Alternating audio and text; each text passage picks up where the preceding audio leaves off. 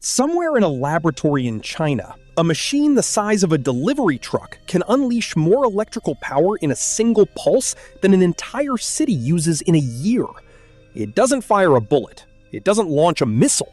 It fires an invisible burst of energy that can silently fry the electronics inside a satellite orbiting 500 kilometers above the Earth. And according to a study just published by Chinese defense scientists, this weapon can now reach an output of 100 gigawatts.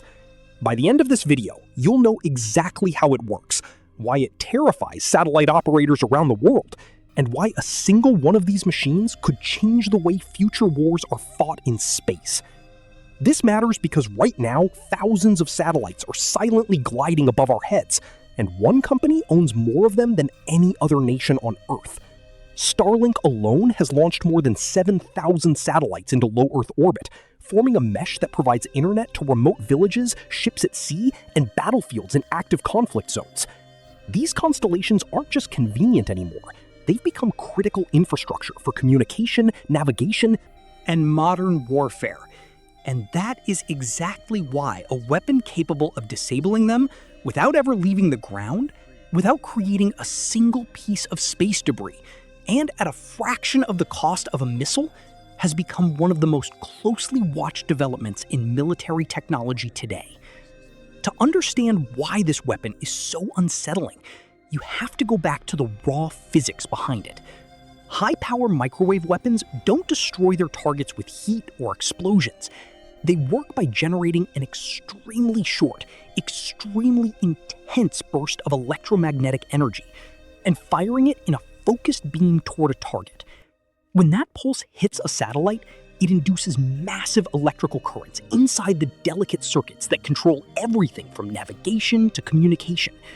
Chips overload, memory corrupts, sensors go blind, and in many cases, the satellite is left permanently and irreversibly damaged, floating uselessly in orbit without a single visible mark on its surface. Building a machine that can generate this kind of power isn't simple. You need to compress an enormous amount of electrical energy into an unimaginably short window of time. Sometimes just billions of a second, and then release it all at once through a device called a pulsed power driver. For decades, doing this at massive scale required equipment the size of a warehouse, connected to industrial power grids, completely impossible to move or deploy in the field. That was the wall every country working on this technology kept hitting. And then, according to the newly published Chinese research, something changed. But this is where things get interesting. Researchers at China's National University of Defense Technology, led by a scientist named Zhang Jun, revealed that their pulsed power technology has moved from fragile laboratory prototypes into what they describe as durable, field-ready systems. Instead of building one enormous power source, their engineers found a way to synchronize multiple compact pulsed power modules, letting each one operate at its own peak efficiency while working together as a single, far more powerful unit. Stack enough of these modules together, synchronize them perfectly, and you get a system capable of producing 100 gigawatts, an amount of power that briefly rivals a meaningful fraction of an entire country's electrical grid. All condensed into a machine that can, at least in theory, be transported and deployed. At this point, one small engineering failure could ruin the entire concept. Synchronizing dozens of power modules to fire within nanoseconds of each other is one of the hardest problems in pulsed power engineering. If even one module fires slightly out of sync, the beam loses coherence and the weapon becomes dramatically less effective.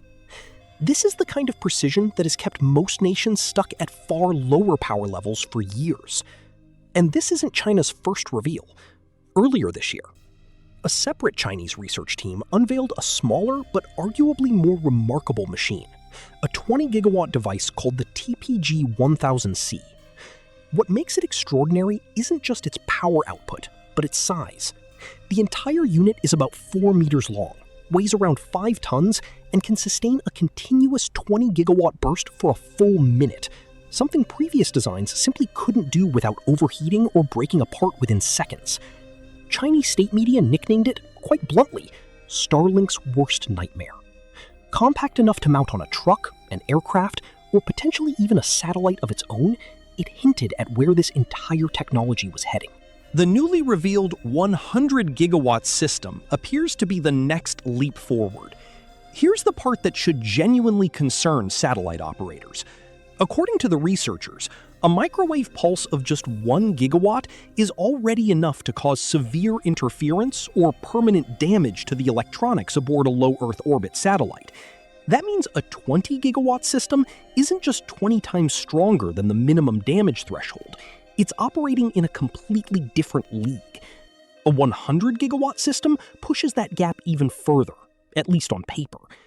And unlike a missile strike, which can destroy a satellite and scatter thousands of pieces of hypersonic debris that threaten every other object in orbit for decades, a microwave weapon can disable a satellite while leaving it physically intact, drifting silently, dead, but not shattered.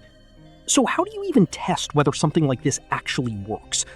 Verifying a weapon capable of disabling a satellite from the ground isn't something you can casually demonstrate in a public trial. Researchers rely on controlled testing environments, measuring the precise field strength generated at target distance, running the pulses against shielded and unshielded electronic components to measure failure thresholds, and cross-checking those results against real, documented satellite anomalies. According to the study, several of these gigawatt-class systems have already moved past laboratory testing and been delivered for military use, though independent outside verification of their real-world performance remains extremely limited. That distinction matters. A published research paper describing impressive capabilities is not the same as a battlefield-proven weapon, and skepticism from outside experts is a normal, healthy part of how these claims get evaluated. Now let's look at some of the numbers that make this story so remarkable. 1 gigawatt is considered enough to potentially damage a satellite's electronics. The newly revealed system claims to produce 100 times that output. The TPG-1000C weighs about 5 tons, yet fits in a space smaller than a shipping container. It can sustain its burst for 60 full seconds, an enormous leap from the fraction of a second pulses that defined earlier generations of these weapons.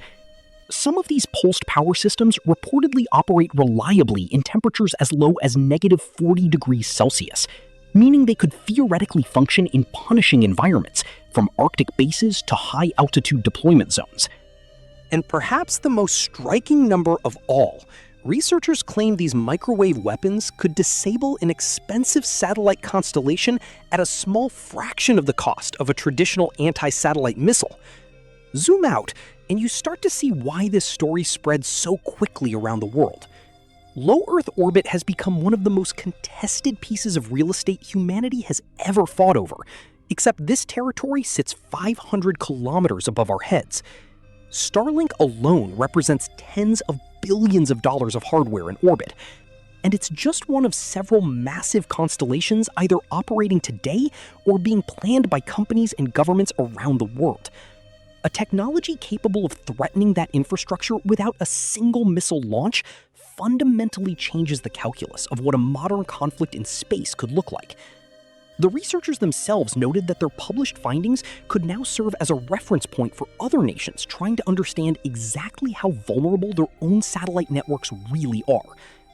Which brings us back to that machine in the lab, quietly capable of generating more power in an instant than most cities consume in a year.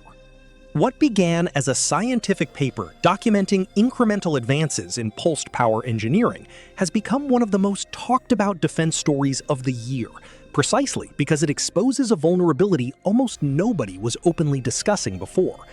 The satellites orbiting above us right now, the ones carrying internet signals, military communications, and navigation data for half the planet, may be far more fragile than most people ever imagined.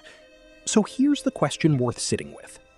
As more of our daily lives, our economies, and even our militaries depend on satellites we can't see and rarely think about, how prepared is the world, really, for a battlefield that exists in orbit? Let me know in the comments what you think the next major shift in space warfare will be. And if this kind of deep dive into emerging military technology is something you want to see more of, make sure to like this video and subscribe, because stories like this one are only going to become more important in the years ahead.